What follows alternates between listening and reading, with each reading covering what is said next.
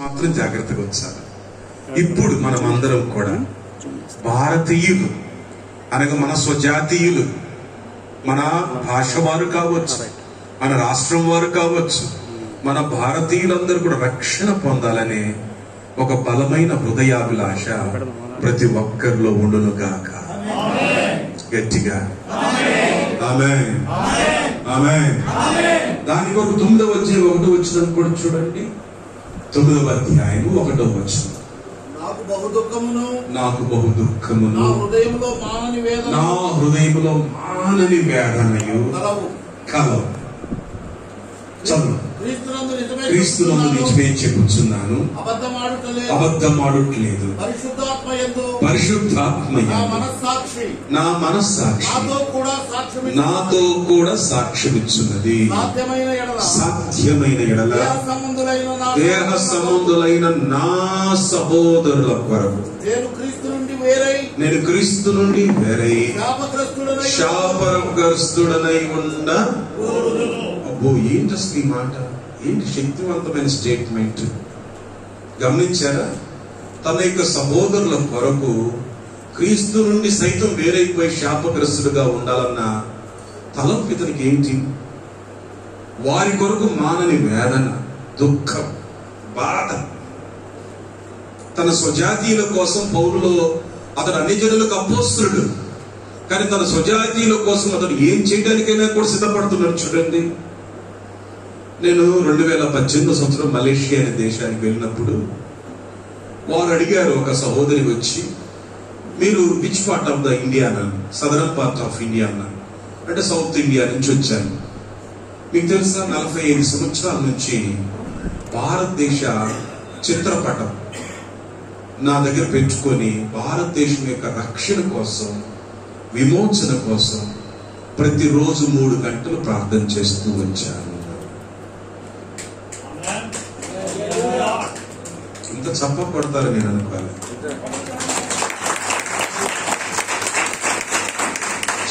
Indian, భారతీయురాలు కాదు, ఒక Malaysian, Malay. ఆవిడ చెప్పిన మాట ఏంటంటే, భారతదేశం కొరకు నేను విజ్ఞాపన ప్రార్థన రోజుకు 3 గంటల సేపు. I don't know Hindi, I don't know local languages of India, but I can. ఏం తెలుసా? భారతదేశం కొరకు నా గుండె నిండా 3 గంటల సేపు మానక 45 సంవత్సరాలుగా ప్రార్థన చేస్తున్నాను. చేతులెత్తి ఎందుకంటే ఏదో తెలియదు, ఒక దుఃఖం, ఒక బాధ, ఒక వేదన, ఉపఖండం. ఈ భారతదేశం యొక్క రక్షణ కోసం నా గుండెలో దేవుడు భారం పెంచాడు. నిజంగా మన గుండెలో కూడా అటువంటి భారం ఉంటే దానిలో, ఆ భారం లేకపోతే ఈరోజు భారం నింపుకొని వెళ్దాం. ఈరోజు ఏదో మనలో జరగబోతుంది. అన్ని కూటాల వల్ల కూటం ఉండకూడదు, అన్ని సదస్సుల వల్ల సదస్సు ఉండకూడదు. ఈ రోజు నుంచి ఒక ట్రాన్స్ఫర్మేషన్ వచ్చును గాక. ఏదో ఒక నూతనమైన ప్రారంభం జరుగును గాక. ఇంతవరకు జరగనిది ఏదో జరుగును గాక. ఆమేన్. చూడండి, ఇక్కడ మనము యోవేలు గ్రంథంలోకి వెళ్తే, యోవేలు గ్రంథం నుంచి 3 ప్రాముఖ్యమైన విషయాలు చెప్తాను. లోతుగా వెళ్లాల్సిన అవసరం లేదు, కానీ 3 సీలు జ్ఞాపకం చేస్తాను. C, ABC. C, number 1 C ఏంటంటే కండమ్నేషన్ అండ్ కాషన్. కండమ్నేషన్ హెచ్చరిక, కాషన్ అంటే గద్దింపు అండ్ మరియు హెచ్చరిక. ఒకవైపు గద్దిస్తూ ఉన్నాడు, ఖండిస్తూ ఉన్నాడు ప్రవక్త, రెండో వైపు హెచ్చరిస్తూ ఉన్నాడు. ఆ ఖండింపు ఏంటో చెప్తారు 1వ వచనం నుండి 12వ వచనం వరకు. ఎవరో ఖండిస్తున్నారు చూడండి. 2వ వచనంలో, పెద్దలారా, దేశపు కాపురస్తులారా. ఆ తర్వాత చూసినట్లయితే 5వ వచనంలో అంటున్నాడు కదా, మత్తులారా మేలుకొని కన్నీరు విడువడి. కన్నీరు విడువడి ఎందుకు? పై వచన భాగంలో గొంగలి పురుగులు విడిచిన దాన్ని మిడతలు తినివేసినవి, మిడతలు విడిచిన దానిని పసర పురుగులు తినివేసి ఉన్నవి, పసర పురుగులు విడిచిన దాన్ని చెడు పురుగులు తినివేసి ఉన్నవి. ఒక పంట తర్వాత ఇంకొక పంట వస్తామనుకుంటే ఉన్న పంటను ఒక పురుగు తర్వాత ఇంకొక పురుగు, ఇంకొక పురుగు తర్వాత ఇంకొక పురుగు తినివేసింది. ఇప్పుడు పెద్దలు, దేశపు కాపురస్తులు మేల్కొనాలి, కన్నీరు కారవాలి. చూడండి, ఇది ఖండింపు. హెచ్చరిక ఏంటంటే 2వ అధ్యాయం అలా చేయకపోతే 1వ వచనం నుండి 12వ వచనం వరకు కూడా హెచ్చరిక ఏంటంటే యెహోవా దినము వచ్చుతున్నది. ఈ గద్దింపును కానీ గమనించకపోతే దేవుని యొక్క మహాదినం, ఉగ్రత దినం, తీర్పు దినం రాబోతుందని ఒక బలమైన హెచ్చరిక. ఆ హెచ్చరికను కానీ స్వీకరించకపోతే చాలా ప్రమాదంలో ఉంటాం. ఒకటి కండమ్నేషన్ అండ్ కాషన్. సింపుల్ గా మనందరికి అర్థమయ్యే మాటలు చెప్పాలంటే, దైవ సేవకుడు ఏవేలు ద్వారా దేవుడు ఖండిస్తూ ఉన్నాడు. ఎవరిని ఖండిస్తున్నాడు? దేశపు కాపురస్తులను, దేశపు పెద్దలను. అయితే దేశంలో పరిచయం చేసే యాజకుల కొరకు ఒక పురికొల్పుతో కూడిన మాట 2వ అధ్యాయము 17వ వచనం. యెహోవాకు పరిచర్య చేయు యాజకులు మంటపమునకును బలిపీఠమునకును మధ్యను నిలవబడి. మంటపము దేనికి సాదృశ్యం? బలిపీఠము దేనికి సాదృశ్యం? బలిపీఠం దాకా ఎవరు వెళ్తారో మనందరికి తెలుసు. ప్రతిష్ఠించబడిన యాజకులు తప్ప సాధారణ వ్యక్తులు ఎవరు వెళ్ళటానికి అవకాశము లేదు.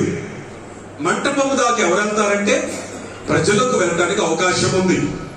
అంటే ఈ మంటపం ప్రజలకు సాదృశ్యమైంది, జనాంగములకు, దేశములకు సాదృశ్యమై ఉన్నది. మంటపమునకును బలిపీఠమునకును మధ్యలో నిలవబడాలి. బలిపీఠం యేసుక్రీస్తు యొక్క బలియాగానికి సాదృశ్యం. మనం ప్రత్యక్ష గుడారం లోపలికి వెళ్తే బయటికి రావటం కష్టం, కానీ బలిపీఠం యేసు యొక్క కలువరి గొల్గొతా త్యాగానికి సాదృశ్యం. ఇప్పుడు మనం అందరము కూడా క్రొత్త నిబంధన రాజులైన యాజక సమూహమై ఉన్నాం. మనమందరము కూడా సిలువకును అన్యజనులకును మధ్యలో నిలవబడి కన్నీరు విడవాలి, బ్రతిమలాడుకోవాలి, వేడుకోవాలి. ఆ వేడుకోవలసిన విధానమే చూసినట్లయితే 1వ అధ్యాయం 13వ వచనం నుండి 20వ వచనం వరకు, 13 నుంచి 20 వచనం వరకు చూస్తే, యాజకులారా గోనె పట్ట కట్టుకొని అంగలార్చండి. నా దేవుని పరిచారకులారా, చూడండి, బలిపీఠంలో పరిచయం చేయువారులారా రోదనము చేయుడి. గోనె పట్ట వేసుకుని రాత్రంతయు గడుపుడి. నైవేద్యమును పానార్పణమును మీ దేవుని మందిరమునకు రాకుండా నిలిచిపోయాను. చూసారా? ఇప్పుడు సేవకులైనటువంటి యాజకులు చేయవలసింది ఏమిటంటే పశ్చాత్తాపం. రెండవ సి ఏమిటంటే కన్ఫెషన్. కన్ఫెషన్. సేవకులందరము, మనమందరం కలిసి చేయవలసింది ఏంటంటే మనము ఒప్పుకోవాలి. కప్పుకోకుండా ప్రతి విషయంలో కూడా ఒప్పుకోవాలి. ఒప్పుకుంటే కనికరం మనకు దొరుకుతుంది, కప్పుకుంటే కృప మన నుంచి దూరం అయిపోతుంది. ఒప్పుకోకుండా మన పాపాలు, దేశం యొక్క పాపాలు, సమాజం యొక్క పాపాలు మనం ఒప్పుకొని పశ్చాత్తాపడి ప్రార్థన చేయాలి. ఎప్పుడైతే ఇంత లోతైనటువంటి ప్రార్థన మనం చేస్తామో 2వ అధ్యాయం 12వ వచనం కూడా చూడండి.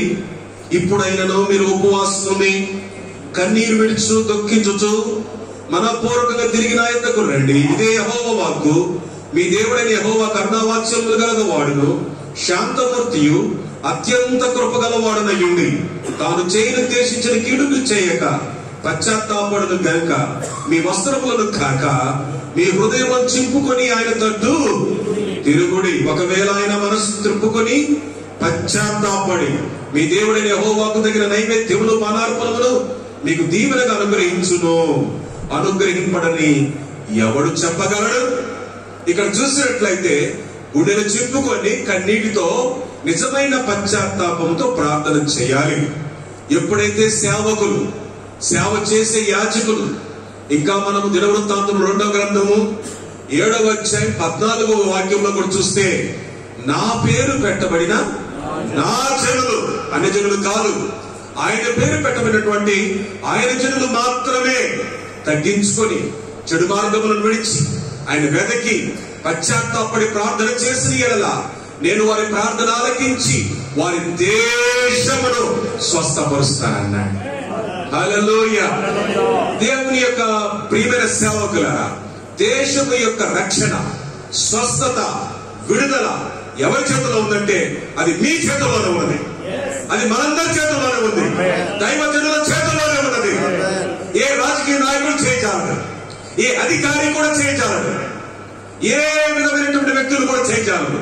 దేశం యొక్క రక్షణ, స్వస్థత, విమోచన మీ చేతుల్లో, క్రైస్తవ సేవకుల చేతుల్లోనే ఉన్నది.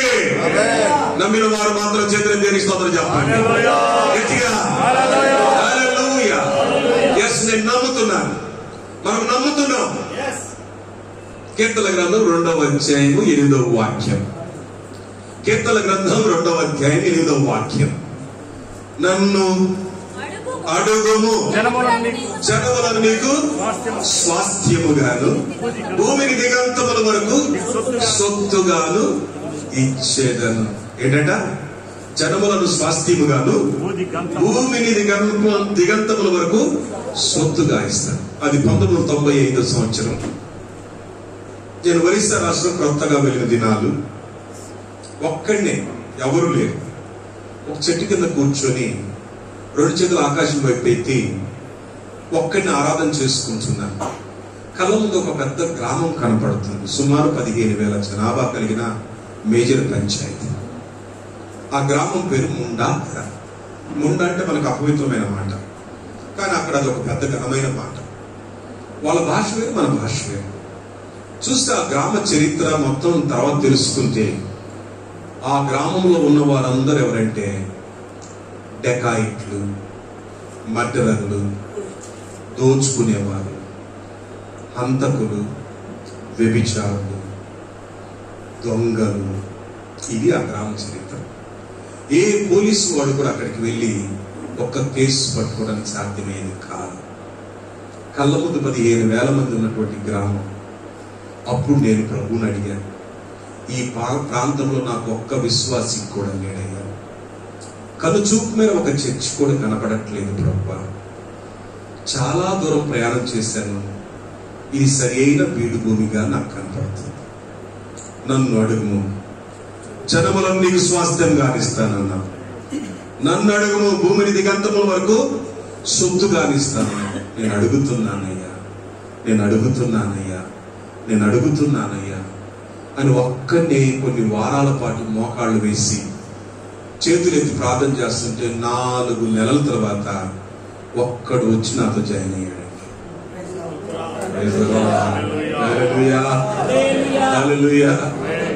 ఓ ఒక్కడు జాయిన్ అయ్యాడు. చూసారు ఏమండి మీరు తెలుగు వారా అన్నారు. మీది తినాలి మాది తినాలి అన్నట్టు అయిపోయింది. అవునండి అన్నా, నేను తెలుగు వాడినేనండి, 4 నెలలు చూస్తున్నాను, మీరు ఏదో చేస్తున్నారు, నాకు అర్థమైపోయింది, ఇక్కడికి మీరు క్రిస్టియన్ అని అర్థమైపోయింది, నేను కూడా వచ్చి కూర్చోమని. అతను నాతో పాటు మోకరించాడు, నాతో పాటు చేతులెత్తాడు. అతడు ఒక అన్యుడు.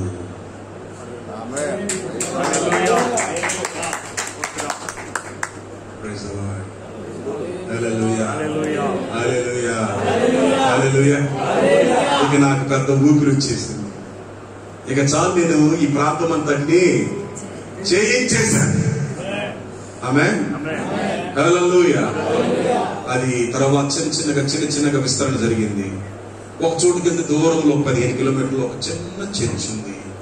ఆ చర్చిలో సభ్యుల సంఖ్య కేవలం 7. 50 సంవత్సరాల నుంచి 7 సభ్యులు కలిగిన సంఘం.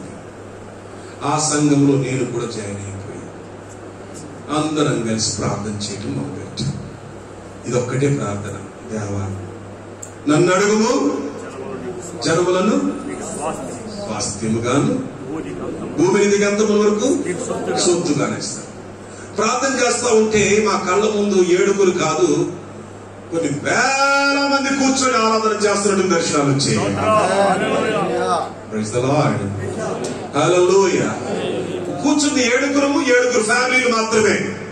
ఎవరికి ఎవరు తక్కువ లేరు. ఒక్కొక్కరు 1,00,000 రూపాయల జీతగాళ్ళు, ప్రసంగాలు చేయడానికి కూడా ఆరితేరిపోయిన వారు కొన్ని సంవత్సరాల నుంచి అలా ఉన్నారు. కానీ ప్రార్థన చేస్తుంటే మాత్రం 7 మాత్రమే ఉన్నారు, కానీ దర్శనాలు మరి వచ్చాయి. ఒకరోజు సువార్త కోసం మనం వెళ్తా ఉంటే ఒక మంచి సేవకుడు అన్నారు, మీకు ఒరియా రాదు కదా, మీరు ఈ దారిలో వెళ్ళండి, ఈ దారిలో నేను వెళ్ళి పనిచేస్తాను, అటు నుంచి రథయాత్ర వస్తుంది, పూరి జగన్నాథ్ది, అటు వెళ్తే నీకు సమస్య వస్తుంది, మీరు ఇటు వెళ్ళండి, భాష రాదు అని కరపత్రికలు పంచుకుంటారు. నేను కూడా సరే, ఆయన పెద్ద చెప్పారు కదని ఆయన మాట విని నేను త్రోవలు వెళ్తుంటే కొంత దూరం వెళ్ళేసరికి సరిగ్గా ఆ రథం నాకు ఎదురుకు వచ్చింది. స్తోత్రం, హల్లెలూయా. నాకెట్లా కనపడిందంటే ఆ రథం తాబోరు దేవత గారి మందసం ముందు చేతులు ఎరగొట్టుకొని కింద పడిపోయినట్టే కనపడిందండి. హలో, అందరు ఇక్కడే ఉన్నారా? ఇక నేనేం చేసింది తెలుసు, అందరికి డైరెక్ట్ గా పత్రికలు పంచుతున్నా. నాకు ఒరిగే ఒక్క ముక్క రాదు, హిందీ అంటారు అదరగొడతా, హిందీలో అసలు మంచిగా ధారాళంగా మాట్లాడగలను. హిందీ మాట్లాడంటే నన్ను హిందీ వాడే అనుకుంటారు, దేవుని కృప. సో మాకు ఈ పంచుతూ ఉంటే ఆ పైన ఒక అతను పూజారి ఉన్నాడు, మెయిన్ పూజారి, సైన్ చేశాడు, హలో హలో అన్నాడు. నిన్నే అన్నాడు. అప్పుడు నేను మామూలు బట్టలు వేసుకున్నాను. అక్కడ ఏం పంచుతున్నావు అంటే నన్నేనంటే అవును. ఆ పంచి అనేది అక్కడ ఎందుకు పంచుతావు, ఇలా ఇక్కడికి వచ్చి పంచు అన్నాడు. చేతులు ఎత్తరేంటమ్మా గట్టిగా. ఆ పంచి ఏదైతే కొంచెం చెప్పి పంచరాదు. అసలే మనకు మైక్ దొరికి వదిలిపెట్టిన మైక్ టైస్ అన్నాం. హల్లెలూయా. మీకు చెప్పమంటారా, పూరి జగన్నాథ్ యాత్ర జరుగుతున్నటువంటి రథం మీద వాక్యం చెప్పడానికి దేవుడు కృప చూపేయండి. ఇంత చప్పట్లో అనుకోను నేను, అసలు ఇంత ఒంగోలు వాళ్ళు ఇంత చప్పగా చప్పట్లు కొడతారని నేను అనుకోలే.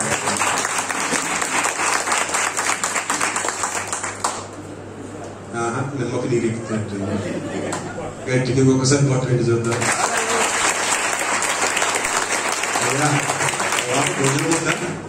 భోజనం ఉందా? బ్రహ్మాండంగా ఉంది అన్నారు. గట్టి కొట్టాలి ఇప్పుడు. హల్లెలూయా, హల్లెలూయా.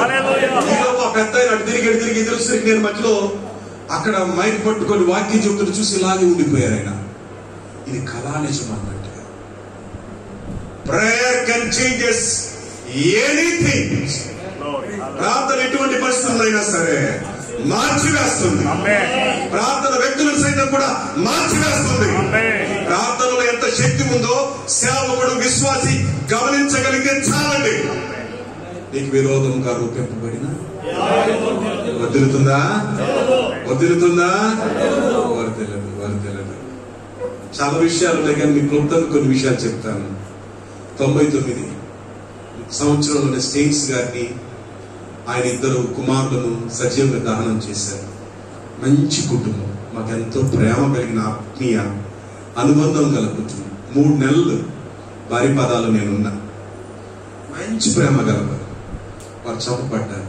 చాలా బాధేసి ఆ వీక్ లోని మేము వెళ్ళాలి, కానీ వెళ్ళడానికి నాకు అనుకూలం లేకపోవడం వలన అకస్మాత్తుగా ఈ దుర్ఘటన జరిగినప్పుడు ఒక పెద్ద సేవకుడు ఆయన వచ్చి, అయ్యా మనం వెళ్దాం అనుకున్నాం, మనం వెళ్ళుంటే కనీసం ఆయన అటు వెళ్ళి కూడా మనం అడ్డుపడి ఉండేవాళ్ళమేమో అని అంటే దేవుడి చిత్తమైతేనే తప్ప హతసాక్షులు అవుతాం. అది మామూలు విషయం కాదు. హతసాక్షుల రక్తము సంఘానికి విత్తనము లాంటిది. హల్లెలూయా. ఆయన ఒక్క కుటుంబము హతసాక్షులయ్యారంటే ఏదో ఒరిస్సా రాష్ట్రంలో దేవుడు చేయబోతున్నాడు. పరిశుద్ధుల రక్తం చిందించబడిందంటే దేవుడు ఘనమైన కార్యాలు చేయబోతున్నాడు.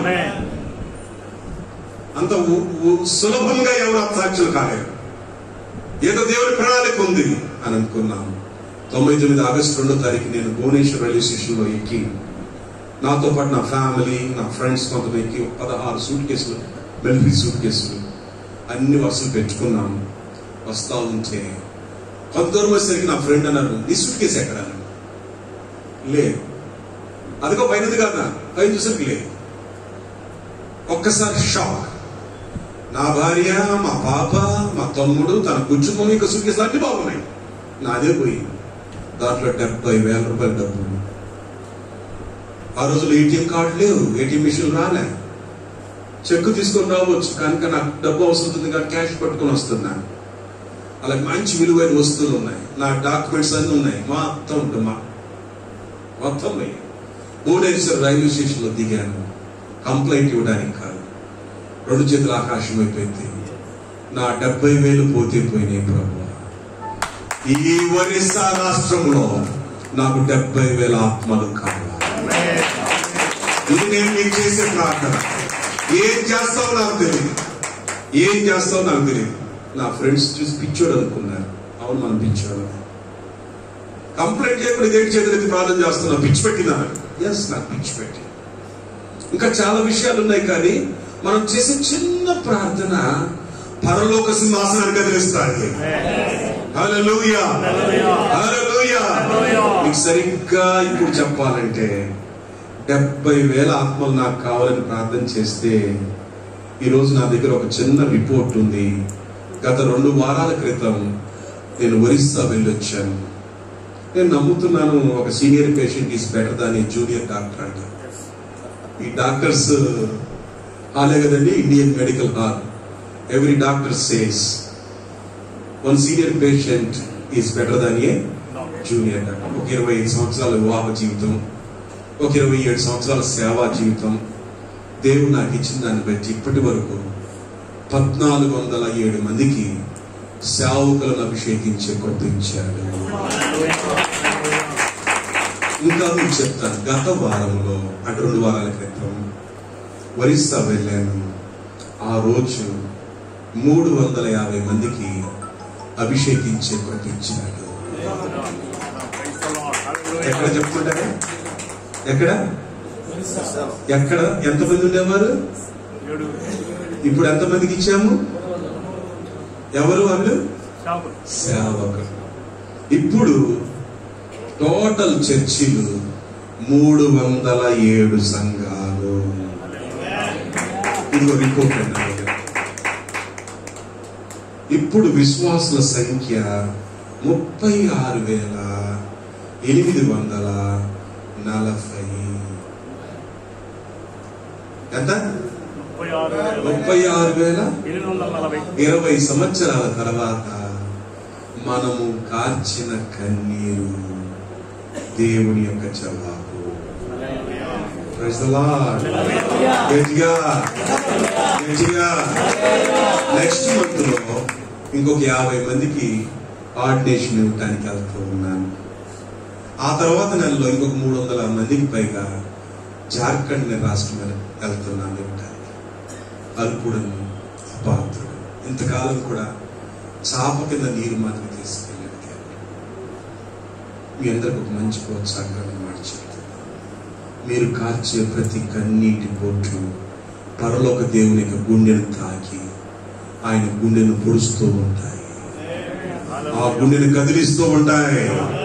దేవుని కార్యాలు భూమి మీద బలముగా జరుగుతాయి. ఎలాంటి ప్రజల మధ్య జరిగింది చెప్పంటారా? ఒరియా. దాంట్లో కూడా ఒరిస్సాలో ఒక మాట ఉంది, గొచాయత్ అనే ట్రైబ్. అది మారితే ఒరిస్సాలో ఉద్యోగం వచ్చినట్టు లెక్క అంటారు.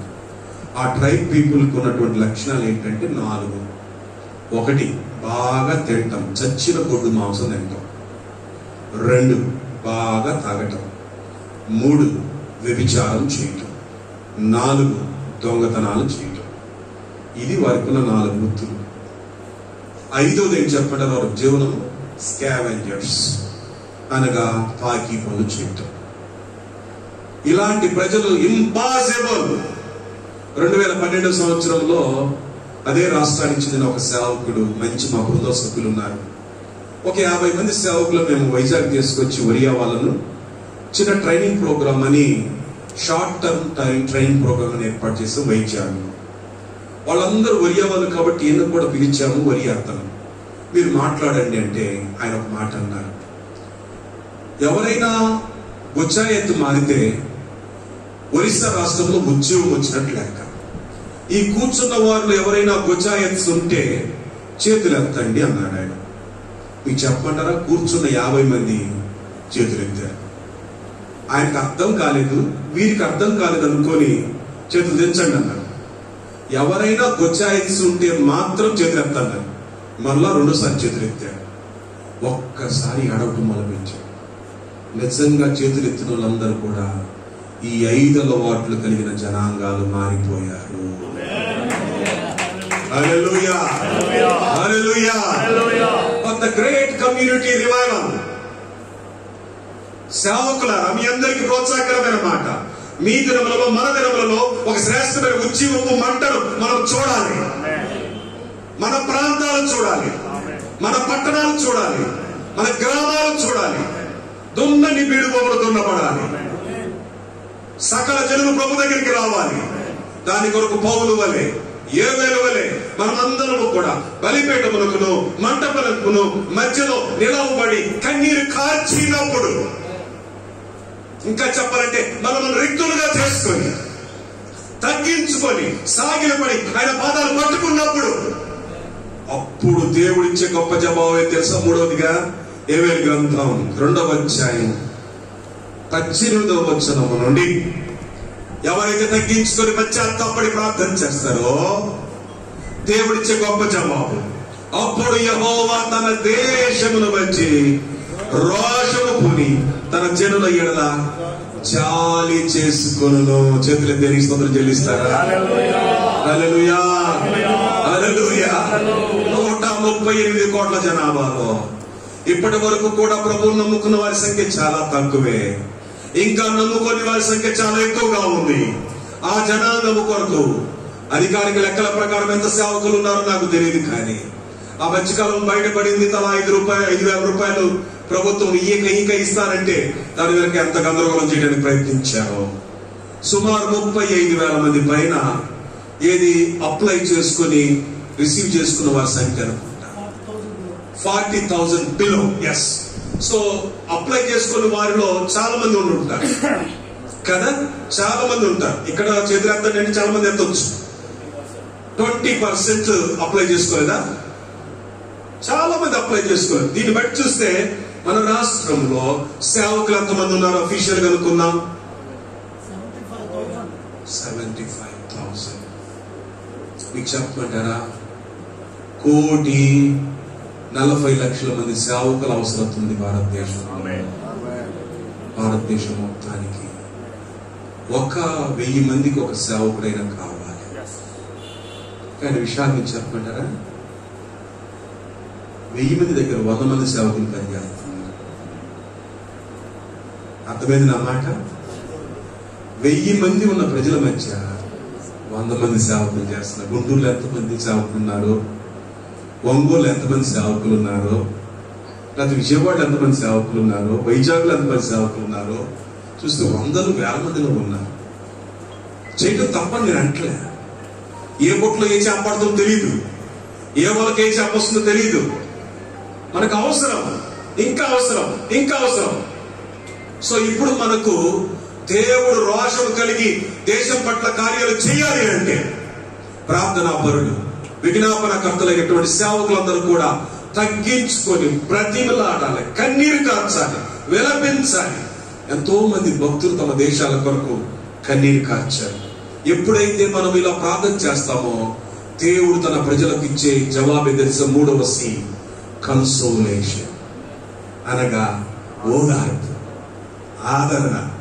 తొలకరి వర్షాన్ని పంపుతాను, కడవరి వర్షాన్ని పంపుతాను. ఎంత పంట అయితే పోయిందో దానికి బదులుగా నేను మరలా ఇస్తాను.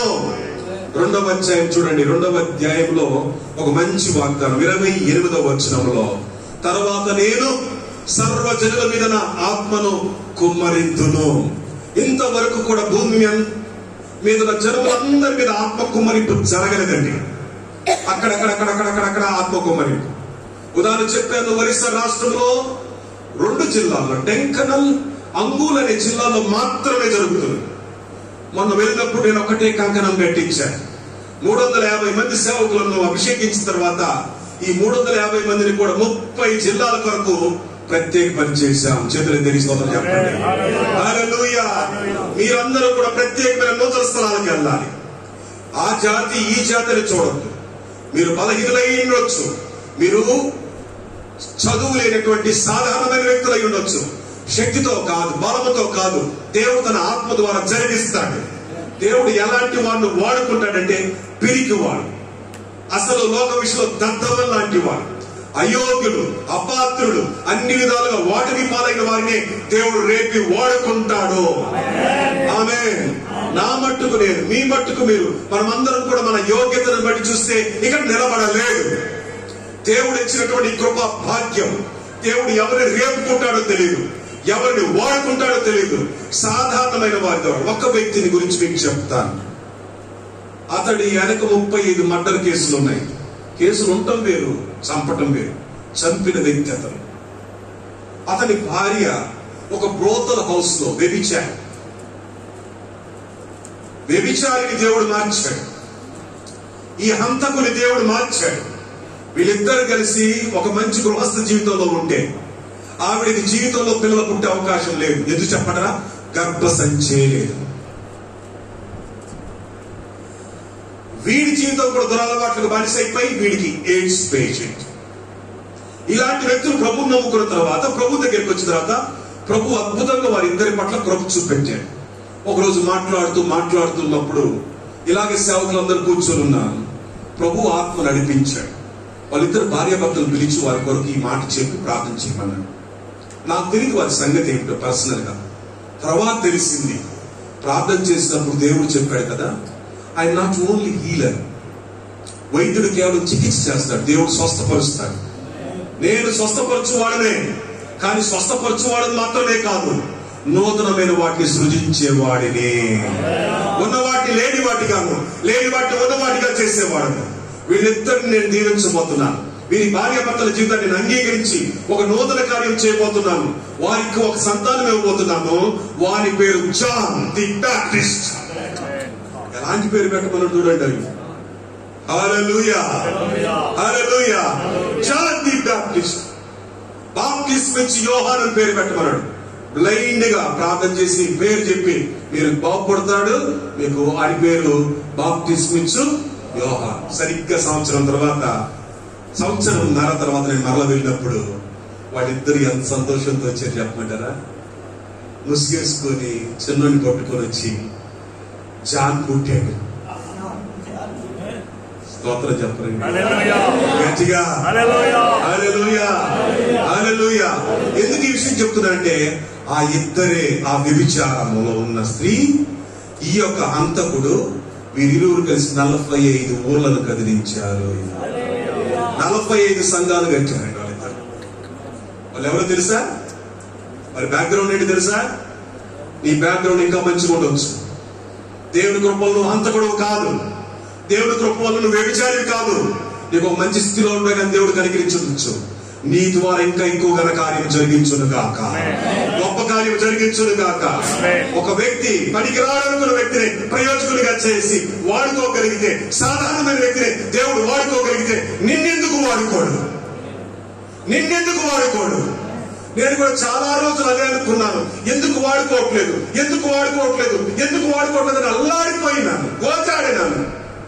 కానీ ప్రభు అన్నాడు, నీవు నా సేవకులనే సిద్ధపరుస్తావని చెప్పాడు. నా ఆత్మీయ నాయకుడైన సేవకుడు నన్ను బలపరిచి అభిషేకించిన దినాల్లో నేను మర్చిపోలేను. అప్పటికి ఆయన 500 మంది సేవకులను అభిషేకించాడు. ఆయన అన్నాడు కదా, నువ్వు 1000 మందిని సేవకులను అభిషేకిస్తావు అన్నాడు. చేతులెత్తి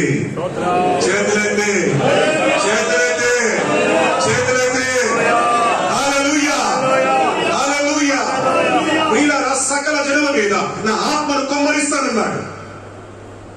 ఈ జాతి ఆ జాతి లేదు. ఇప్పుడు గ్రామాలలో సేవ కావచ్చు, పట్టణములలో సేవ కావచ్చు, అన్ని వర్గాల మధ్యకి సేవ వెలును గాక. ఈ ఒంగోలు పట్టణాన్ని దేవుడి సేవకులని మీ చేతికి దేవుడు అప్పగించును గాక, స్వతంత్రించుకుందరు గాక. This is your time. కనుక మేల్కోండి, ధైర్యంగా ఉండండి. ఎన్నో ఆటంకాలున్న ప్రాంతాల్లో దేవుడి కొరకు నిలబడుతూనే ఉన్నాం. అది ఆ సంవత్సరం నాకు గుర్తు రాలేదు, కానీ కందమల్, బారకమ్మ, నువాగం అనే కందమల్ అనే జిల్లాలో, ఫుల్బాని అనే జిల్లాలో ఏమండి క్రైస్తవుల మీద జరిగిన దాడులు ఎంత భయంకరమో ఒరిస్సాలో మీ అందరికి తెలుసు. రెండో రోజుకు నేను దేవసాయం గారు ఇరువురు కలిసి ఒక వ్యాన్లో వెళ్ళాం. అక్కడికి వెళ్తే మమ్మల్ని పోలీసు వాళ్ళు రానిలా, మెజిస్ట్రేట్ అన్ని పర్మిషన్ తీసుకొని లోపలికి వెళ్తే మాకు ఒక ప్లాటూన్ ఇచ్చారు. సెక్యూరిటీ మధ్యలో వెళ్ళాం. అందరు కలిసి కొన్ని వేల మంది గుడారాల్లో ఉన్నారు. అప్పుడు దైవ సేవకుడు దేవసాయం గారు ఇంగ్లీష్లో వాక్యం చెబుతున్నారు. నేను వారి యొక్క భాషలకు అనువాదం చేస్తున్నప్పుడు కొన్ని వేల గృహాలు నాశనం చేశారు. ఎంతో మంది సహోదరులను కళ్ళ ముందు, భర్తల ముందు, పిల్లల ముందు భయంకరంగా వారిని చిత్రవధ చేసి మానవంగా చేసి చంపారు. ఎంతో మంది పురుషుల చేతులు కాళ్ళు పోయినాయి, ప్రాణాలు కోల్పోయాయి. ఆ ఫోటోలు మాకు ఇప్పటికి కూడా చాలా అసలు హృదయ విదారకంగా. అప్పుడు దేవుడు మాకు చెప్పన్న 2 మాటలు చెప్పారు. మీ శత్రువును ప్రేమించండి, మీ శత్రువును క్షమించండి. మన గురువు అయిన యేసయ్య మనకు నేర్పించింది ఇదే. శత్రువును ప్రేమించు, శత్రువును క్షమించు. ఎక్కడైతే గృహాలు కూల్చివేయబడ్డాయో, చర్చిలు కూల్చివేయబడ్డాయో, ఎక్కడైతే విశ్వాసుల యొక్క రక్తము ఒలికించబడిందో అక్కడే దేవుడు గొప్ప ఉద్యమాన్ని పంపబోతున్నాడు. మీకు ఇప్పుడు చెప్తాను. ఒకసారి మీరు ఫుల్బానీ జిల్లాకి వెళ్ళరండి. పడిపోయిన ప్రతి చర్చి గవర్నమెంట్ ఆఫ్ ఒడిశా కట్టించి పెట్టింది. గట్టిగా చెప్పడరా. అదే జిల్లాకు వచ్చే నెలలో 48 మంది సేవకులకు అభిషేకాలు ఇవ్వడానికి వెళ్తున్నాను. ఎన్ని ఆటంకాలున్నా ఏ వ్యక్తులు సైతం నీవు దేవుని పక్షంగా నిలబడితే మన పక్షమందున్నవాడు నరమాత్రుడు కాడు. దేవుడే మన పక్షముండగా మనకు విరోధి ఎవడు? కార్యం నలఫంగా ఉన్నప్పుడు తృణీకరించగలవాడెవడు? చిన్న చిన్న ప్రారంభాలే కావచ్చు. దేవుడు వాటిలో మీ యొక్క మన యొక్క నమ్మకత్వాన్ని చూస్తున్నాడు, ఓర్పును చూస్తున్నాడు, సహనాన్ని చూస్తున్నాడు, నిరీక్షణ చూస్తూ ఉన్నాడు. ఓపిక కలిగి, నిరీక్షణ కలిగి, ధైర్యం కలిగి, విశ్వాసం కలిగి ఎదురు చూద్దాం, ఎదురు చూద్దాం, ఎదురు చూద్దాం. సకల జనుల మీద నా ఆత్మను కుమ్మరిస్తానని ప్రభు చెప్పాడు. ఒంగోలు పట్టణం ప్రజలందరి మీద దేవుని ఆత్మ కుమ్మరింపు జరుగును గాక. సేవకులకు నిద్రాహారాలు పోదురు గాక, నిద్రాహారాలు లేకుండా పోదురు గాక. ఆమేన్. హల్లెలూయా, హల్లెలూయా. మనం ఎంత బాగున్నామో మన మధ్యప్రదేశ్ చూస్తే అర్థమైపోద్ది. ఉత్తరప్రదేశం తగ్గిపోతుంది, మధ్యప్రదేశం పెరిగిపోతుంది కదండి. అంటే సారీ ఏమనుకోకండి, కొన్ని గ్యాస్ట్రిక్ ట్రబుల్స్ ఉంటాయి, కొన్ని ఆరోగ్య సమస్యలు ఉంటాయి, కొన్ని హెల్త్ ప్రాబ్లమ్స్ వల్ల కొన్ని బాడీ తత్వాలను బట్టి కూడా రావచ్చు. అలా ఏమనుకోకండి. దేవుడు మనలందరినీ మండించును కాక. హల్లెలూయా, హల్లెలూయా. చూడండి, అక్కడ మీకు ఒక మంచి మాట చెప్తాను, అదే చదవండి. 28వ వచనం.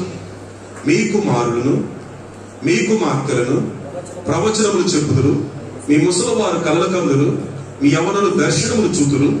ఆ దినములలో నేను పనివారి మీదను పనికత్తెల మీదను నా ఆత్మను కుమ్మరితును. ఏ దినములు? లేటర్ డేస్ రైన్ అంటారు. అంత్యకాలపు ఆత్మవర్షము, కడవరి వర్షం. మనకు తొలకరి వర్షం కావాలి, కడవరి వర్షం కావాలి. అది మన దినాల్లోనే వచ్చును గాక, అది మనకు వచ్చును గాక, అది మనకు వచ్చును గాక. హల్లెలూయా, హల్లెలూయా. చివరిగా మీకు 3వ అధ్యాయము 21వ వాక్యం చదువుతున్నాను. 3వ అధ్యాయం. అయితే యూదా దేశంలో నివాసులు నిత్యముందును తరతరములకు యెరూషలేము నివాసముగా ఉండును. యెహోవా సీయోనులో నివాసిగా నివసించును. ఆమేన్, ఆమేన్. ఒరిస్సాలో నా 70,000 పోగొట్టుకున్నందుకు నాకు 36,840 మందిని చూసే భాగ్యం ఇచ్చాడు. ఇంకా సంఖ్య మిగిలింది ప్రభువా. మరి ఎప్పుడంటే ఈ 350 మంది పంపిస్తున్నారు కదా, నువ్వు 70,000 మంది అడిగావు, లక్షల మందిని నేను ఇవ్వబోతున్నానని చెప్పాను. ప్రైజ్ ది లార్డ్, హల్లెలూయా. నా ప్రియమైన సేవకులారా, మీ అందరికి ప్రోత్సాహకరమైన మాట చెప్తున్నాను. ప్రతి దైవ సేవకుడు యోవేలు గ్రంథం తప్పక చదవాలి. యోవేలు గ్రంథం ద్వారా పురికొల్పబడాలి. యోవేలు గ్రంథమే మీ ప్రవచన గ్రంథంగా మారును గాక. యోవేలు గ్రంథంలో ప్రతి ఒక్క వాగ్దానం స్వతంత్రించుకుందురు గాక. యోవేలు గ్రంథం మీ యొక్క ప్రాంతానికి ఒక దీవెనకరముగా ఉండును గాక. యోవేల గ్రంథములో చెప్పబడినట్లుగా ప్రభు నిత్యము మీతో, మీలో, మీ పరిచర్యలలో, మీ కుటుంబంలో ఉండును గాక. ఆమేన్, ఆమేన్. ఇంకొక మాట నేను చెప్పి ముగింపులోకి వస్తాను, ఏమనుకోకుండా. సేవలో చాలా కష్టాలండి, ఆర్థిక ఇబ్బందులండి, శోధనలండి, సమస్యలండి. ఇవి లేకపోతే మనకు అసలు బహుమానాలు లేవు. నాకు తెలిసినందుకు ఏ సేవకుడికి కూడా ఈ ఇబ్బందులు లేకుండా వెళ్ళిన వాడు లేడు అనుకుంటా. 33 సార్లు మలేరియా వచ్చింది నాకు, 7 సార్లు పసికర్లు వచ్చినాయి, 13 సార్లు టైఫాయిడ్ వచ్చింది, 12 సార్లు యాక్సిడెంట్ జరిగినాయి. దేవుని మహాకృప వల్ల సజీవుడనై ఉన్నాను. Praise the lord. ఇవన్నీ నాకేం నేర్పించింది చెప్పమంటారా? ఇవి కాక ఒక సేవకుడు ఒరిస్సాలో ఉన్నాయని అనేవారు, నాకు చాలా ప్రాబ్లమ్స్ ఉన్నాయి, చాలా ఆర్థిక ఇబ్బందులు ఉన్నాయి, చాలా శోధనలు ఉన్నాయి, చాలా చాలా చాలా ఉన్నప్పుడల్లా నా దగ్గరికి వచ్చి ఇలా చెప్పేవాడు. అప్పుడు నేనేవాడిని, మీరైతే కాంగోనే, కాంగో అంటే తెలుసు కదండి, ఒకవైపు, నేనైతేనేమో డాలర్. హలో,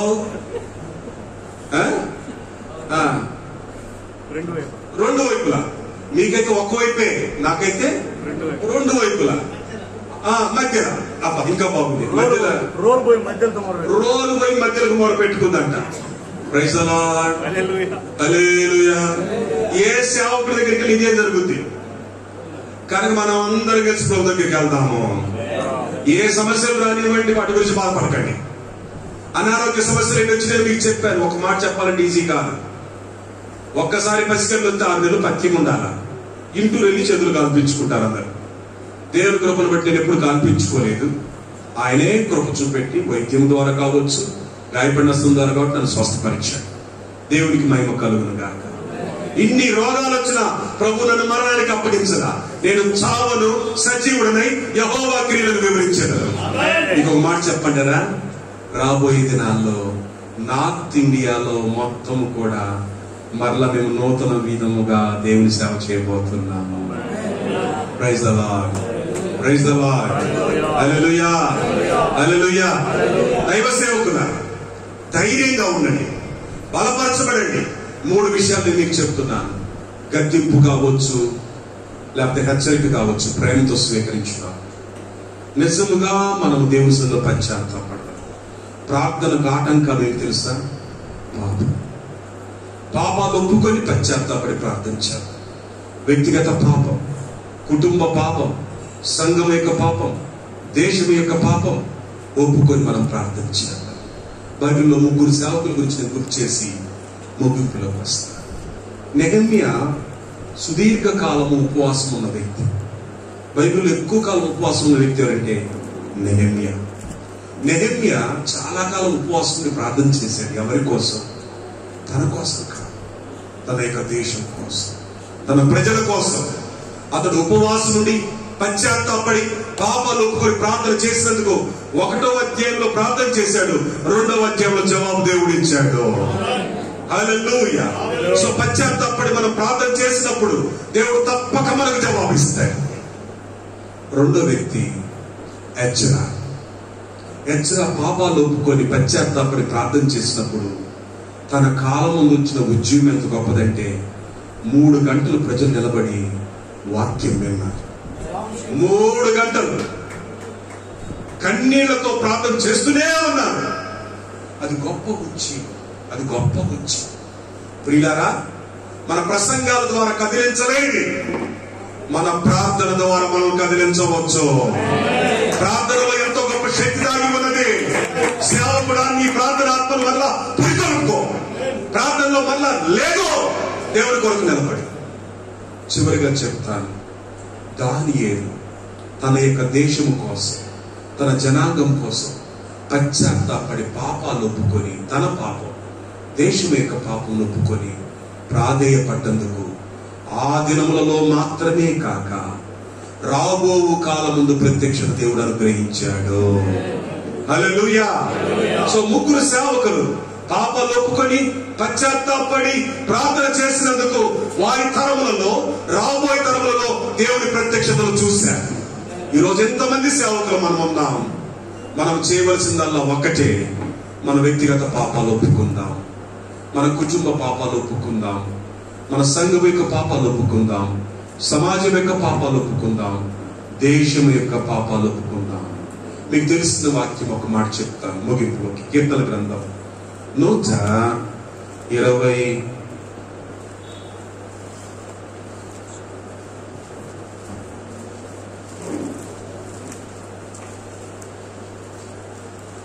అధ్యాయము 6వ వాక్యం.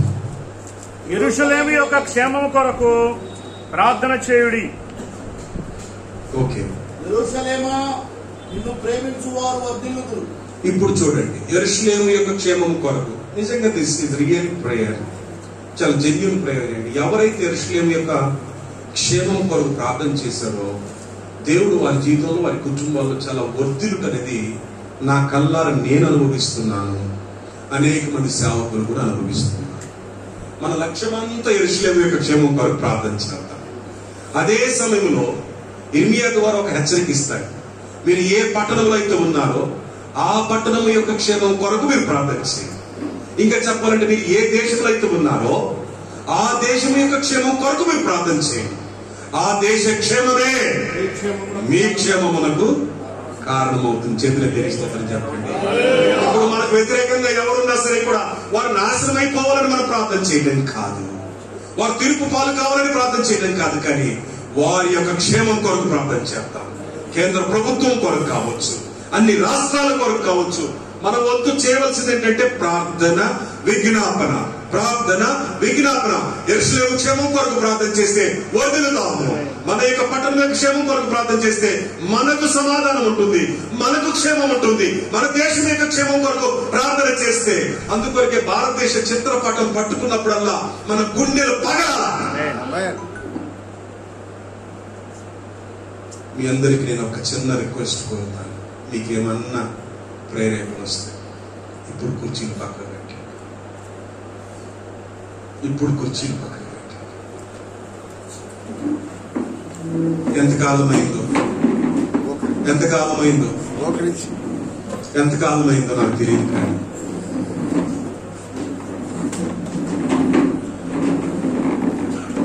సేవకుడా, సహోదరుడా, సేవకురాలా, సహోదరి, ప్రభువు నిన్ను వాడుకోబోతున్నాడు. ప్రభువు మీ ద్వారా గొప్ప ఉద్యమాన్ని తీసుకొని రాబోతున్నాడు. మోకరించగలిగితే మోకరించండి. 30-40 సంవత్సరాలు ఉన్న ప్రతి ఒక్కరూ మోకరించండి. వయసు మళ్ళిన వారు, అనారోగ్య సమస్యలు, కీళ్ళ వాపులు, కీళ్ళ నొప్పులతో మోకాళ్ళ మార్పిడి చేసుకున్న వారు మాత్రం బలవంతం చేయొద్దు. మోకరించగలిగిన ప్రతి ఒక్కరు మోకరించండి. వృద్ధులకు, పెద్దలకు మాత్రం బలవంతం వద్దు, కానీ మోకరించగలిగింది. ఇది ఒక మన సమయం, ఇది నీ సమయం, ఇది మన సమయము. ఇది బలిపీఠములకును మంటపములకును మధ్యలో పెనుగులాడే సమయం. ఇది నా సేవ చేసే, నా పరిచర్య చేసే యాజకులు కన్నీరు కాల్చే సమయం ఇదే. పౌలు వలె నా దేశము, నా ప్రజల యొక్క రక్షణ కొరకు నేను చేసే ప్రార్థన సమయం ఇదే. రెండు చేతుల ఆకాశం వైపు ఎత్తగలిగితే ఎత్తి ఒక్కసారి హృదయాలు విప్పి, సోదరులారా, దైవజనులారా, ఇప్పుడు మనం కన్నీరు కార్చుదామా, అడుగుదామా, వాస్తవాన్ని ఒప్పుకుందామా? సమూయేలు అంటాడు కదా, నేను ప్రార్థన చేయకపోవటము పాపము. ప్రార్థన చేయకపోవటమే పాపం. మన కోసం, మన కుటుంబాల కోసం మాత్రమే ప్రార్థన చేసుకొని ప్రజల కోసం ప్రార్థన చేయకపోవటము మహాపాపం. ఈ పాపాన్ని ఒప్పుకొని క్షమాపణ కోరుకుందాం. అందరూ కూడా హృదయాలు విప్పి, సేవకులారా, ఇది విజ్ఞాపన సమయము, ఇది దూపార్తి పట్టుకునే సమయము. ఇప్పటి వరకు చనిపోయిన వారు చాలా మంది ఉన్నారు, చావటానికి కోట్ల మంది ఉన్నారు. కోట్ల మంది జనముల కొరకు నీవు కన్నీరు కార్చే సమయం ఇదే. నీవు కన్నీరు కార్చకపోతే ఎవరు కన్నీరు కారుస్తారు? నీవు ప్రార్థన చేయకపోతే ఎవరు ప్రార్థన చేస్తారు? లేచి నిలబడి ప్రార్థన చేయి. మోకరించగలిగితే మోకరించి ప్రార్థన చేయి. ఏదో ఒక రీతిలో మాత్రం నువ్వు ప్రార్థన చేయాలి. నువ్వు మౌనంగా ఉండటానికి వీలు లేదు సోదరా. స్నేహితులారా, దైవజనులారా, అందరూ కూడా హృదయాలు విప్పి, అందరూ కూడా భారంతో పట్టుకొని మొరపెట్టే సమయం ఇది. దేవుడు ఒక నూతనమైన ఉజ్జీవమును ఈ ఒంగోలు పట్టణంలో తీసుకొని రాబోతున్నాడు. గత కాలంలో వచ్చిన ఉజ్జీవపు జ్వాలల కంటే దేవుడు ఒక నూతనమైన ఉజ్జీవ పోహన పంపబోతున్నాడు. ఒక నూతనమైన కార్యములు దేవుడు జరిగించబోతున్నాడు. ఇదిగో ఈ ప్రార్థన ఉద్యమాల ద్వారా దేవుడు రగిలించబోతున్నాడు. సంఘాలను ఉజ్జీవింపజేయబోతున్నాడు. సేవకులను ఉజ్జీవింపజేయబోతున్నాడు. పట్టణంలో దేవుడు గొప్ప కార్యాలు చేయబోతున్నాడు. అడుగుదామా, పిడుగులాడుదామా. హల్లెలూయా. అందరూ కూడా ప్రార్థన చేయండి. అందరూ కూడా ప్రార్థన చేయండి.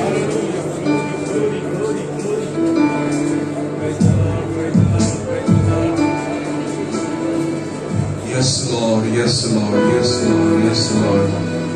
అందరూ కూడా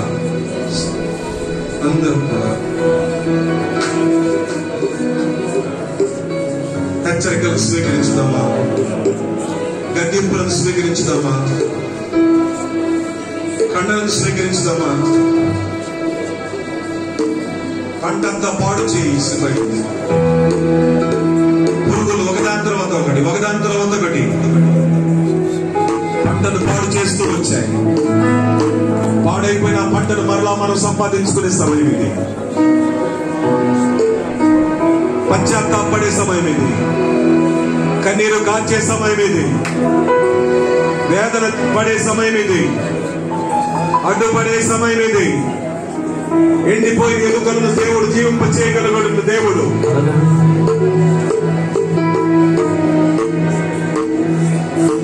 ఎండిపోయిన ఎముకలను జీవింపచేసిన వాడా, మహాసైన్యముగా మార్చి మహిమ పొందిన వాడా. ఎండిపోయిన ఎముకలను జీవింపచేసిన వాడా, మహాసైన్యముగా మార్చి మహిమ పొందిన వాడా. సకల జనుల పైన నీ ఆత్మ కుమ్మరించు దేవా. సకల జనుల పైన నీ ఆత్మ కుమ్మరించు. సైన్యమై నీ మహిమను చూడాలి, నీ మహిమను పాడాలి.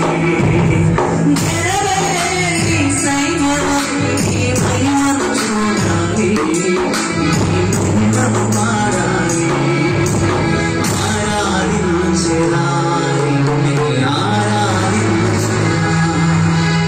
ఆనంద గీతాలతో ఆరాధించరా. ఎండిపోయిన ఎముకలను జీవింపచేసిన వాడా, మహాసైన్యముగా మార్చి మహిమ పొందిన వాడా. ఎండిపోయిన ఎముకలను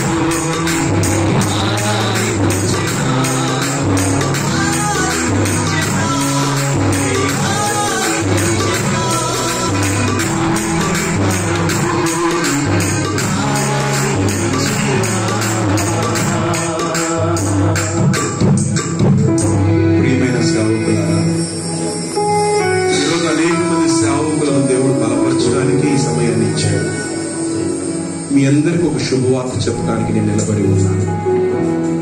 మీ శక్తితో మీ బలముతో అలసిపోయారు, కానీ దేవుడు తన ఆత్మ ద్వారా మిమ్మల్ని బలపరిచి రేకెత్తించబోతున్నాడు.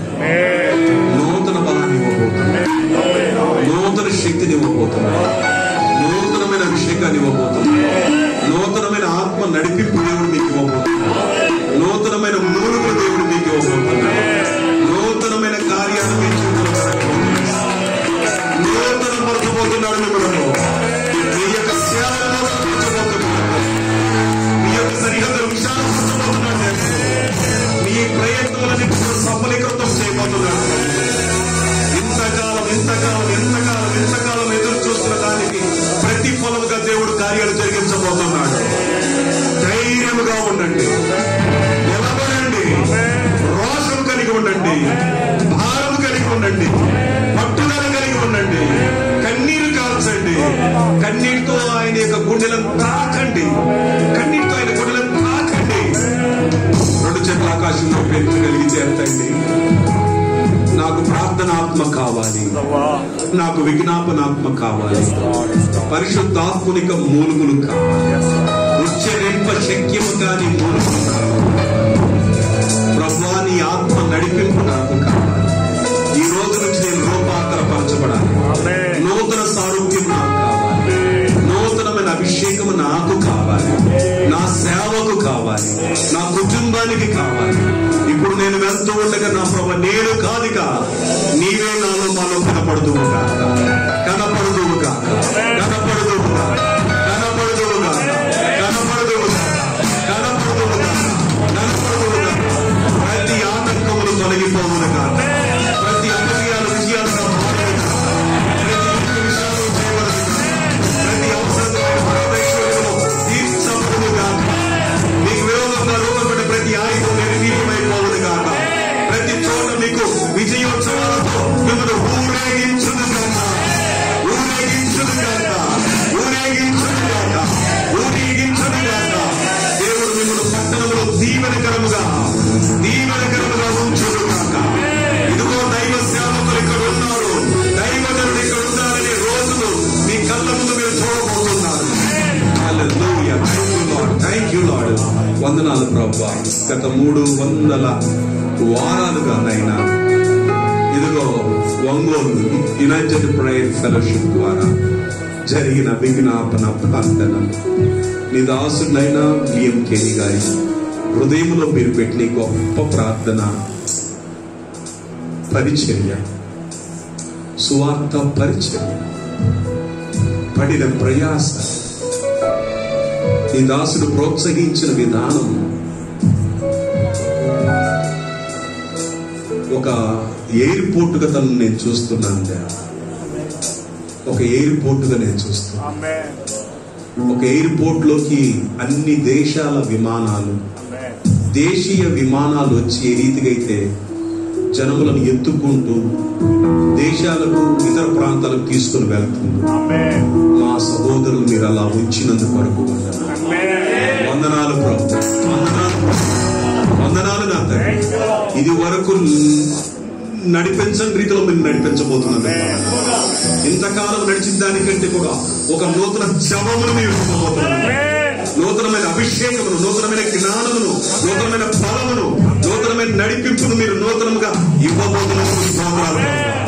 ఈ పట్టణంలో ఉన్న ప్రతి ఒక్కరు, యునైటెడ్ ప్రేయర్ ఫెలోషిప్ లో ఉన్న ప్రతి ఒక్కరు, కార్యవర్గము పాల్గొన్న ప్రతి ఒక్కరు, ఆయా ప్రాంతాల నుంచి వచ్చిన వారందరూ, ఈ యొక్క ప్రకాశం జిల్లాలో ఉన్నటువంటి అన్ని మండలాల నుంచి వచ్చిన వారందరూ కావచ్చు, పట్టణంలో నుండి వచ్చిన వారందరూ కావచ్చు, అందరిలో కూడా ఒక నూతన కార్యములు నూతనముగా జరగనుగాక. Thank you Lord. నీకు వందనాలు. మీరు చెప్పమన్న మాటలన్నీ చెప్పాను ప్రభు. ఇక తొలకరి వర్షమును కడవరి వర్షమును సమృద్ధిగా అందరము అనుభవించుదుము గాక. నీకు మహిమ తెచ్చుకోమని నన్ను ప్రేమతో పిలిచి ఏర్పాటు చేసినటువంటి ఈ పరిచర్య అంతటిని బట్టి నీకు స్తుతిస్తున్నాను. సమాధానమును, నీ దాసుల యొక్క క్షేమమును కోరుతూ, వెండి బంగారములు నా ఎద్ద లేవు, కానీ ఒరిస్సా రాష్ట్రంలో, జార్ఖండ్ రాష్ట్రంలో ఉత్తరాఖండ్ రాష్ట్రంలో, ఇతరత్ర రాష్ట్రాల్లో నీ సేవకులను దీవించినట్లుగా మొదటిసారిగా ఈ ఒంగోలు పట్టణంలో ఉన్న సేవకుల యొక్క క్షేమం కొరకు యేసు క్రీస్తు నామమున ప్రతి విషయంలో ఆశీర్వదించబడుదురు గాక, ప్రతి విషయంలో సమృద్ధితో నింపబడుదురు గాక. నీ దాసుల క్షేమమును చూచి సంతోషించు యెహోవావు నీవేను. నీ సేవకులు నిన్ను మహిమపరచుదురు గాక. నీకు మహిమ తెచ్చుకొని సాక్షులుగా నిలబెట్టుకోమని యునైటెడ్ ప్రైడ్ ఫెలోషిప్ దీవించుకొని, ముఖ్యంగా నా ప్రభువా ప్రియులు ఈ దాసునాథన్ విలియం కేరీ గారిని, అలాగే ఇజ్రాయెల్ తిమ్మిరి గారిని, కమిటీ అందరినీ కూడా దీవించి పాల్గొని ప్రతి ఒక్కరిని ఆశీర్వదించు. నిశ్చితమైతే అక్కడ ఆలస్యమైతే రాబోయే దినాల్లో ఉజ్జీవంలో మేము కలుసుకుందాము కాక. ఉజ్జీవం ఇక్కడ ఉన్నది, అది విస్తరిస్తుంది, అది మేము అనుభవిస్తున్నాము, ప్రాంతాలకు తీసుకుని వెళ్తున్నామని వార్తలు మేము ఇంటూ కలుసుకుందాము కాక. ఈ మహిమ తెలుసుకోవాలని యేసు ప్రభు పేర ప్రార్థించి వేడుకొనుచున్నాం తండ్రి. హల్లెలూయా. Thank you. అందరం లేచి నిలబడి కూర్చున్నాం. చప్పట్లు కొడదాం ప్రభువుని స్తుతిస్తూ. Praise the lord. గట్టిగా గట్టిగా చప్పట్లు కొడదాం. అందరం గట్టిగా కూర్చున్నామండి. దేవుని స్తోత్రం.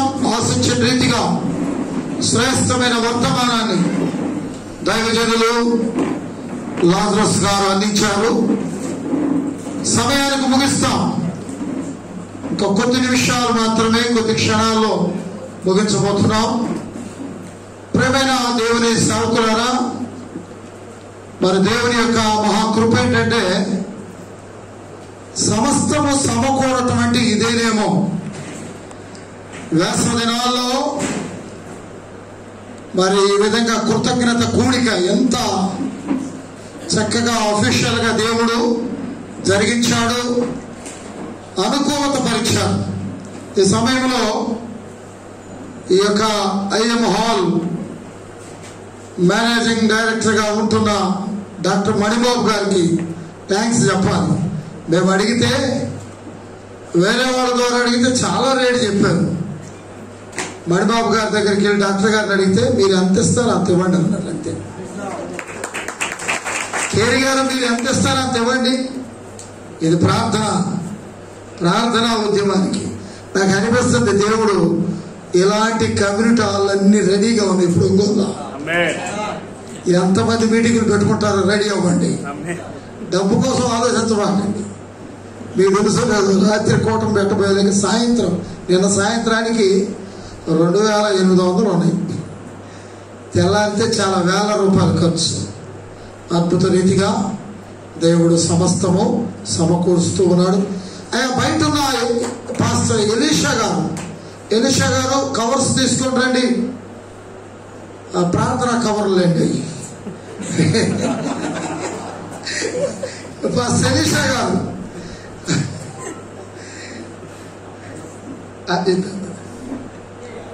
ఓకే. ఈ సమయంలో కవర్స్ ఉన్నాయి.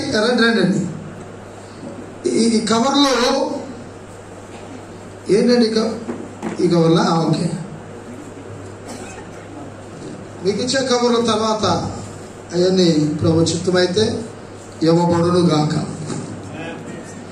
ఈ కవర్లో ఒక వైట్ పేపర్ మాత్రమే పెట్టాం. తమ్ముడా రండి. కుర్రోళ్ళు జోసఫ్ గారు, ఇజ్రాయల్ గారు, శిఖా గుర్రంలో అందరూ వచ్చారు. కట్టకట్టగా తొందరగా వేయాలి. ఇప్పటికే ఫీలింగ్ మారిపోయింది ఫేస్లో. ఎందుకంటే ముద్దు వచ్చినప్పుడు సంఖ్య ఎక్కాలంట. మీ ఫేస్ మారిన మేము ఎంత ప్రసంగం చేసినా ఎక్కదండి, మాకు తెలుసు ఆ సంగతి.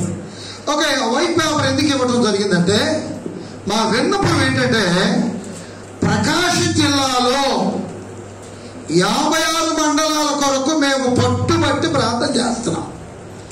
56 మండలాలు ప్రార్థన ఉద్యమం రగులుకోవాలి. సంఘాలు, నూతన సంఘాలు కట్టబడాలి. మా ఉద్దేశం ఏంటంటే కట్టిన కాడ కట్టాలని కాదు, అసలు మేము కట్టాలని కూడా కాదు, మీరే కట్టాలి. బ్యాప్టిస్టా, పెంతుకొస్తా, ఫెలోషిప్, బ్రదర్ అన్న, బాక్సింగ్, ఏ ఇష్టైనా సరే, చర్చ్ ఆఫ్ క్రైస్ట్ అని సరే, మీరు సంఘాలు లేని ప్రాంతాలను సర్వే చేయండి. ప్రకటన గ్రంథం 5వ అధ్యాయంలో ఉంది. ఆయా భాషలు మాట్లాడేవారు, ఆయా జాతుల వారు ఇప్పుడు అందరూ కావాలి. ప్రకాశం జిల్లాలో నా సెన్సస్ ప్రకారం సర్వే చేశాను. సైకిల్ ఉన్నప్పుడు జిల్లా మొత్తం తిరిగాను, టీడీఎస్ వేసుకొని జిల్లా మొత్తం తిరిగాను. కారు వస్తే ఇండియా తిరగొచ్చాము. రావాలా వద్దా అన్నట్టుంది. దారిలో ఉందని చెప్పాం ఆల్రెడీ, చెప్పాం. కాబట్టి ప్రకాశం జిల్లాలో 80% ఎస్సీల మధ్య సేవ ఉంది. బీసీల మధ్య, ఓసీల మధ్య, ఎస్టీల మధ్య మాత్రం 40% ఉంది. ఎస్టీల మధ్య 40, ఎస్సీల మధ్య 80, ఓసీ, బీసీ. వీటి సంగతి ఏంటి? మనం ఏసీలోనే ఉందామా? కనుక ఇంకా సువార్త వెళ్ళాల. ప్రకాశం జిల్లాలో ఇంచుమించు 5,000 మంది పాస్టర్లు ఉన్నారు. ఒంగోలు పట్టణంలో 250 మంది ఉన్నారు. ఆంధ్రప్రదేశ్లో 75,000 మంది ఉన్నారు. సౌత్ ఇండియాలో 6 రాష్ట్రాలలో 3 లక్షల మంది ఉన్నారు. సౌత్ ఇండియాలో 80% సేవ ఉంది. నార్త్ ఇండియాలో 5% or 10%. Yes sir. కనుక వాళ్ళ సంగతి ఏంటి? ఈ లోపల మనకి కరోనా వస్తుంది, అంతు చిక్కని రోగాలు వస్తున్నాయి, పోయే కాలం వచ్చింది మనకి. ఇండియా దేశమేమో పాపంలోనే ఇంకా మునిగిపోతుంది. ఎత్తుకు పై ఎత్తు వేస్తుంది. మనకు అనైక్యత ఏర్పడుతుంది, అసమాధానం ఏర్పడుతుంది. ప్రార్థన చేసేవాడు ఇంటిలోనే గొడవలు, ప్రార్థన చేసే వాళ్ళ సంఘాల్లోనే సమస్యలు. ఈ పరిస్థితుల్లో మనం ఏం చేయాలి? కాబట్టి దయచేసి ఇవన్నీ నా హృదయంలో చాలా ఉన్నాయి బాధలు. ఈ బాధలన్నీ కూడా ప్రకాశం జిల్లాని ముందు పెట్టుకొని ఏడుస్తూ ఉంటాను. మీకు తెలుసో లేదో, యూపీ అప్పులో ఉన్న వాళ్ళకి 56 మండలాల కంఠస్థం వచ్చేసింది. యూపీ అప్పుకు వచ్చిన వాళ్ళందరికీ 56 మండలాలు. చిన్నపిల్లలు చెప్పినట్టు చదువుతారండి. బైబిల్లో 66 పుస్తకాలు చదువుతారో లేదో నాకు తెలియదు, కానీ 56 మండలాలు మొత్తం వచ్చేసి ప్రార్థన చేస్తున్నాం. మాకు ఎంత సంతోషం వేస్తుంది తెలుసా అన్న? మేము ప్రతి వారం ప్రార్థన చేస్తున్నాం. ప్రకాశం జిల్లాలో ప్రార్థన గుంపులు లేచినంటే మాకు ఒక కొడుకు పుట్టారన్నంత సంతోషంగా ఉంటుంది, పిల్లలు పుట్టారన్నంత సంతోషంగా ఉంటుంది. కాబట్టి దయచేసి మీకు ఇవ్వబడిన ఆ పేపరు మీకు జస్ట్ మీ రిక్వెస్ట్ మేము కోరుతుంది ఏంటంటే, ఒక మండలం కోసం ప్రార్థన చేయండి. ఒక్క మండలం కోసం అడాప్ట్ చేసుకోండి. ఒక మండలం కోసమే మీ వ్యక్తిగత ప్రార్థనలో, సంఘ ప్రార్థనలో, కుటుంబ ప్రార్థనలో ఆ మండలం, ఇదిగో ఫలానా మండలం ఒంగోలు, నాగలపురపాడు, సంతనోతులపాడు, ఇదిగో జరుగుమల్లి, టమ్ముటూరు, ఎస్కొండ, ఉలవపాడు, ఇదిగో కందుకూరు, ఎన్ని మండలాలు ఉన్నాయి. మండలాలు కావాలనుకున్న వాళ్ళకి ఇదిగో ఈ మ్యాప్లు ఉన్నాయి. మ్యాప్లు కొన్నే ఉన్నాయి. ఈ మీటింగ్కి నేను ఒక 500 మ్యాప్లు తెద్దాం అనుకున్నాను, అనుకూలపరచలేదు. ఆర్థిక స్తోమతి దొరలాగా పుట్టాను, కానీ దొరల సొమ్ము మాత్రం లేదు అక్కడ. కాబట్టి యేసుప్రభు మన దొర, నేనే పెద్ద దొరని, ఆయన నా పెద్ద దొర. ఏం పర్వాలేదు, రాబోయే దినాల్లో ఇస్తాం. మ్యాప్లు మీకు కొద్దిగా ఉన్నాయి. కాబట్టి మ్యాప్లు కావాల్సిన వారు, అబ్బా లేచాడు అన్న.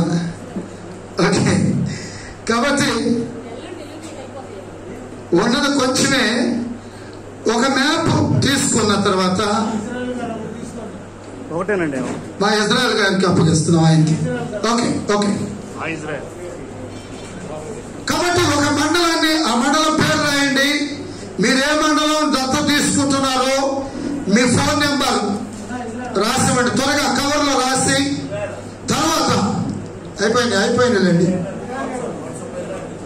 అయ్యా వాట్సాప్, మీ ఫోన్ నెంబర్లకి వాట్సాప్ ద్వారా పంపిస్తాం. మీ జిరాక్స్లు తీసుకోవచ్చు. ఇజ్రాయెల్ గారు ఇచ్చేయండి, మన దగ్గర చాలా ఉన్నాయి. యూపీఎఫ్ వాళ్ళు ఎవరు తీసుకోవద్దు. అది శనపిల్లల స్థలాలు మోచుకున్నట్టు తీసుకున్నారు. ఓకే, కాబట్టి మీ ఆ కవర్లో ఇదిగో పలానా మండలం కొరకు మేము ప్రార్థన చేస్తాం, ఆ మండలాన్ని అడాప్ట్ చేసుకొని మీకు ఇష్టమైతే ఈ ఖర్చు నిమిత్తం మీరు ఏదైనా కానుక కూడా పెట్టవచ్చు, మీకు ఇష్టమైతే. బలవంతం లేదు. ఎందుకంటే ఇప్పటి వరకు ఇక్కడికి వచ్చిన సేవకులందరూ వాళ్ళ కానుకలు ఇచ్చే ఈ కార్యక్రమాన్ని జరుగుతుంది. కానుకలు ఇచ్చిన వాళ్ళ చేతులు చూపించండి, చప్పట్లు కొట్టండి వాళ్ళకి.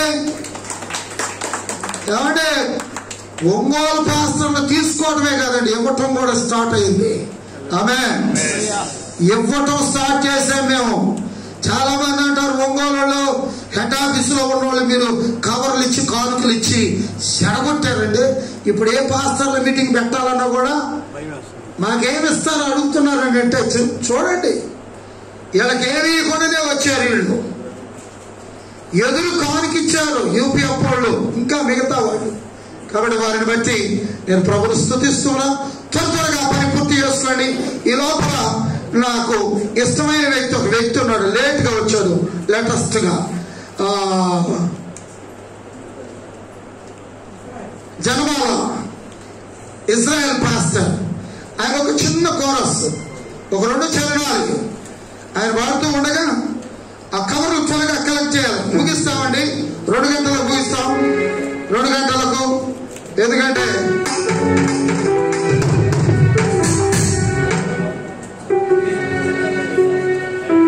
ఓకే కవర్స్ కలెక్ట్ చేయాలి కవర్లు. ఈ లోపల ఒక పాట స్తోత్రం. నాతో కలిసి యూపీఎఫ్ డైరెక్టర్ విలియం కేర్ అన్న కూడా కలిసి మాట్లాడి కొన్ని సంవత్సరాలుగా మేమందరం కలిసి ఏ ప్రాంతానికి వెళ్ళినా మాట్లాడుతూ ఉంటాము.